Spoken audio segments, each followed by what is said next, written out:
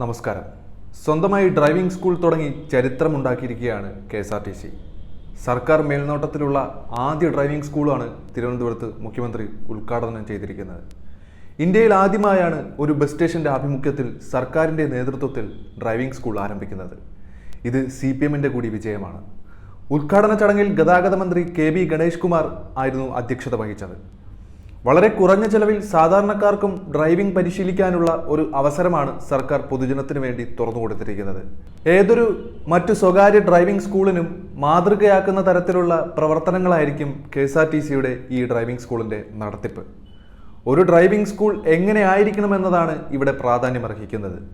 നല്ലൊരു ഡ്രൈവിംഗ് സംസ്കാരം തന്നെ ഇതിൽ നിന്നും കേരളത്തിൽ ഉണ്ടാക്കാൻ സാധിക്കുമെന്നതാണ് ഇതിൻ്റെ പ്രത്യേകത. ഇവിടെ നിന്ന് ലൈസൻസ് എടുക്കുന്ന ഒരാൾക്ക് സ്വന്തം വാഹനം ഓടിച്ച് പുറത്തു പോകാൻ കഴിവുണ്ടാക്കുമെന്നും ഗതാഗത മന്ത്രി വ്യക്തമാക്കി.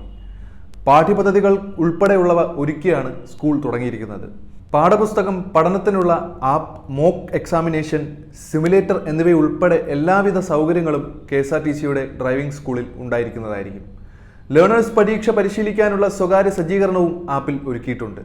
പാറശാല, ഈഞ്ചക്കൽ, ആറ്റിങ്ങൽ, ആനയറ, ചാത്തന്നൂർ, ചടയമംഗലം, മാവേലിക്കര, പന്തളം, പാല, കുമളി, അങ്കമാലി, പെരുമ്പാവൂർ, ചാലക്കുടി, നിലമ്പൂർ, പൊന്നാനി, എടപ്പാൾ, ചിറ്റൂർ എന്നീ സ്ഥലങ്ങളിലാണ് ആദ്യഘട്ട ഡ്രൈവിംഗ് സ്കൂൾ പ്രവർത്തനം ആരംഭിക്കുന്നത്.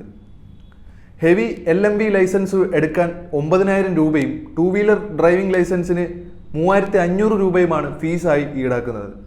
LMV 2 വീലർ പഠിക്കാൻ ഒരുമിച്ച് ചേരുകയാണെങ്കിൽ 11,000 രൂപ മാത്രമാണ് ഫീസായി ഈടാക്കുന്നത്.